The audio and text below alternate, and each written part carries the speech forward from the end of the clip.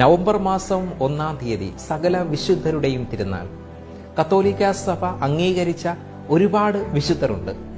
എന്നാൽ നാം അറിയാതെ നമ്മുടെ ഇടയിൽ ജീവിച്ച് മരിച്ച ഒരുപാട് വിശുദ്ധരുണ്ട്. ഇന്നേറെ പ്രത്യേകമായ രീതിയിൽ നാം പ്രാർത്ഥിക്കേണ്ടത് നമ്മുടെ മാതാപിതാക്കന്മാർക്കും നമ്മിൽ നിന്ന് വേർപിരിഞ്ഞു പോയ പ്രിയപ്പെട്ടവർക്കുമൊക്കെയാണ്. എത്രയേറെ ജീവിത വിശുദ്ധിയോട് കൂടിയിട്ടായിരുന്നു അവർ ഈ ഭൂമിയിൽ ജീവിച്ച് കടന്നുപോയത്. ഇനിയും ഈ ദിവസം ഏറെ പ്രത്യേകമായ രീതിയിൽ നാം ഓർക്കേണ്ട വിശുദ്ധർ ആരാണെന്നറിയാമോ? നമ്മുടെയൊക്കെ പേരിന് കാരണഭൂതരായ വിശുദ്ധരുണ്ട്.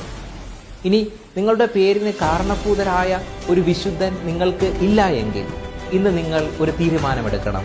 നിങ്ങൾക്ക് വേണ്ടി മാധ്യസ്ഥം വഹിക്കുവാൻ സ്വർഗത്തിൻ്റെ വലിയ കൃപയിൽ ഈ ഭൂമിയിൽ വെച്ച് യേശുവിനെ ഏറ്റവും അടുത്ത് പിഞ്ചെന്ന ഒരു വിശുദ്ധൻ്റെയോ വിശുദ്ധയുടെയോ പേര് നിങ്ങൾക്ക് സ്വന്തമായി നിങ്ങളൊന്ന് സ്വീകരിക്കണം.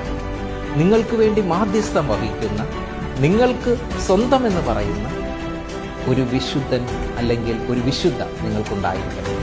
അതൊരു വലിയ കൃപയാണ്. എല്ലാ വിശുദ്ധരെയും ഓർക്കുന്ന ഈ ദിവസം സ്വന്തം വിശുദ്ധനോട് അല്ലെങ്കിൽ സ്വന്തം വിശുദ്ധയോട് പ്രത്യേകമായ രീതിയിൽ ഒന്ന് പ്രാർത്ഥിക്കുവാൻ നിങ്ങൾക്ക് സാധിക്കട്ടെ.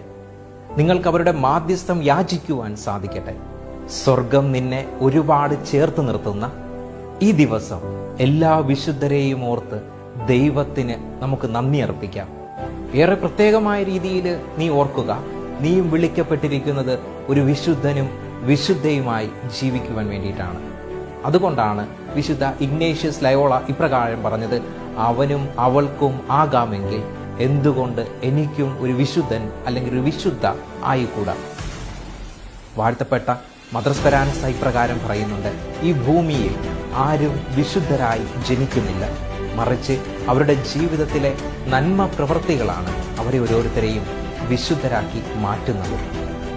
ഒരു വിശുദ്ധയായി തീരുവാൻ നിന്റെ ജീവിതത്തെ ദൈവം അനുഗ്രഹിക്കട്ടെ. ആമേൻ.